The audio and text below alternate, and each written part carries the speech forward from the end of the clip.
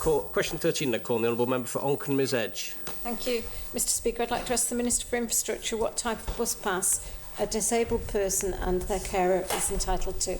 Call on the Minister for Infrastructure to reply. Thank you, Mr Speaker. Try to be brief. Not all those with disabilities are entitled to a bus pass, but those that are may qualify for either a Go Gold card or a Go Gold Plus card. These cards are issued to help give those with certain disabilities the same chance to access opportunities and services as able-bodied people. Free bus travel is available to all those over retirement age, so those with disabilities above retirement age are treated in the same way as those without disabilities. Carers are not entitled to any bus passes. However, gold cards can be endorsed for the traveller to be accompanied by one or two carers, depending on the assessed needs of the card holder. Supplementary question, Ms Edge. Thank you, Mr Speaker. I'm hoping the Minister's going to carry on with his tone of agreeing with members this morning. What I want to ask the Minister, he's commented with regards to buses are an integral part of our community, climate change, connectivity is key, social inclusion.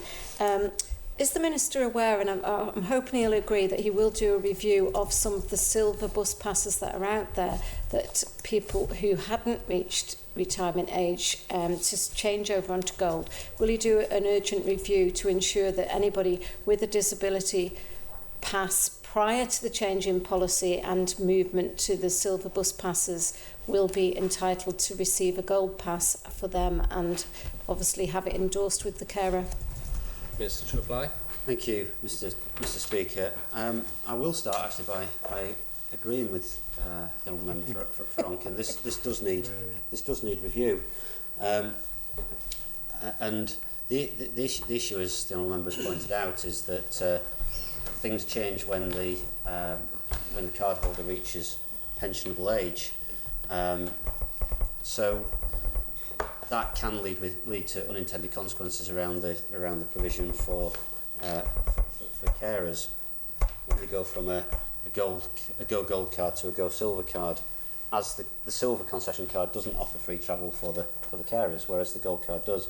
So it's my intention to go to consultation around this whole area. It does need looking at. It's anchored in some very old legislation which dates back to 1951, which does need updating, and we need to engage on a wider basis, because this isn't just about the Department for Infrastructure issues. My honourable friend Minister Ashford has talked about. The DHSC are key to this as well. So working with DHSC, we will be shortly launch a consultation with the public and with stakeholder representatives on how concessionary travel should be provided and what entitlements should be granted, and then we'll look together to progress the necessary changes through a long scheme. And I would, in closing, Mr Speaker, say that this is overdue, and I would very much hope we can start to consult early in the next calendar year. Supplementary question, Mr Hooper. Thank you very much, Mr Speaker. I don't know where to start with that answer. People beyond retirement age with disabilities are treated the same way as those without. That is not the case. People's entitlement moves from silver to gold the moment they hit retirement age. That is also not the case. It is perfectly possible to have a gold bus pass, and that continues beyond retirement age, provided you were disabled before you reached retirement age. If you became disabled the day after you reached retirement age, you're treated totally differently. Actually, the system is not as equitable as the Minister has just described. I'd also like the Minister to back up his comment that these concessions are rooted in legislation from 1951. The schemes, in fact, underneath that legislation provide only that concessionary fares can be issued at half rate, not free, not within certain times. So actually most of the concessions the Department operates are commercial, non-statutory concessions. So I'm not really sure where to begin on the Minister's answer, but I suggest he goes back to his team in the Department and actually comes back and gives this House accurate information in response to the questions that are being asked.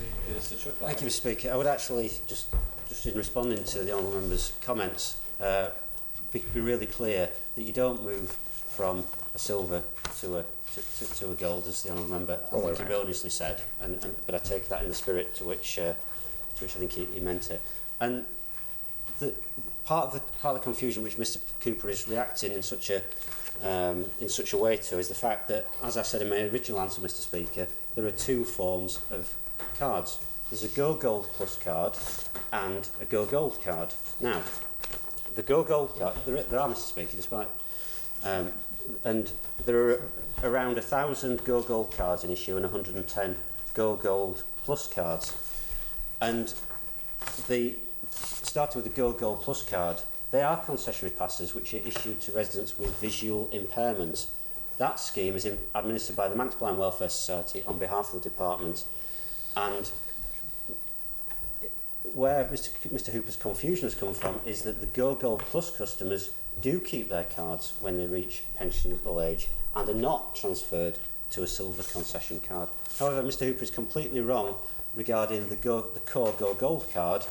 When a Go Gold customer reaches pensionable age, the Gold card does expire and the user is eligible for a Go Silver concession card. And the Silver concession card does not offer free travel for 1 or 2 carers, which the Gold concession does if required. That's the reason that we need to go and sort this out. That's the reason why we need to consult, and that's the clarity, Mr Speaker. Supplementary question, Mr Thomas. Thank you, Mr Speaker. Does the Minister agree that this House and the place upstairs might have wasted its time with the Concessionary Schemes Act 2016, given the legal basis for these schemes, apparently, firstly? And secondly, does the Minister's mentioned that it's very clear on the Isle of Man Bus and Rail website that the DHSC is actually responsible for this sort of policy and the issuance, it seems, and Manx Blind Welfare does some of the disabled groups. So does the Minister agree it would be a good idea to step back and actually consult with the other departments that are directly involved, so we come up with some sort of defensible position in respect to concessionary travel, not just a knee-jerk reaction back in 2016 to get Mr Cowan off of our backs? Minister to reply. Well, I would always agree that a knee-jerk reaction is not a good idea, and frankly, what happened in 2016 is pretty irrelevant for me right now. I would reiterate in response to Mr Thomas's comments that I did actually say, and I think Minister Ashford said earlier, that there's collaborative working going on here. The DHSC is responsible for issuing these cards and for the gatekeeping around it. There are conversations going on between the two departments. We are going to be consulting with the public and with stakeholder representatives, and we're already working together, Mr Speaker. Final supplementary question, Ms Edge. Thank you, Mr Speaker. I thank the Minister for his commitment, because it does seem we are discriminating on access to buses and also on age. Could the Minister confirm when he expects to make the changes following the consultation? I know you said you're going to go out in January, but I think we need a stronger commitment for people who previously had disabled access to our buses completely without any restrictions back in 2012, and whether the Minister could just look at perhaps changing that for the people that are on a silver bus pass. I'm sure there won't be as many as he possibly thinks, to make sure they've got full access so they can access hospital services before 9 o'clock in the morning, etc. Thank you, Mr Speaker. Minister to reply. Thank you, Mr Speaker. Taking the first part of the honourable member's question first, I would wish to bring forward changes as soon as we can following the consultation. So this isn't doing a consultation to kick this down the road. This is a consultation to find out what we need to do and then get on with doing it. I will certainly reflect on the very valid points that the honourable member for Onchan has made. However, I am going to take the advice that Mr Thomas gave me earlier about not knee-jerking. So I'm not going to make a commitment as to what we should do with silver or gold cards. I think that should come out of the consultation, Mr Speaker.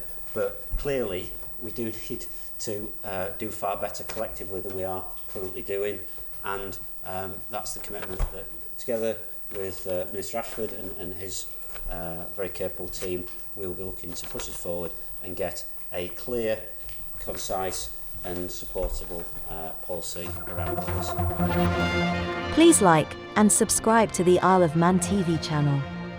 Thank you.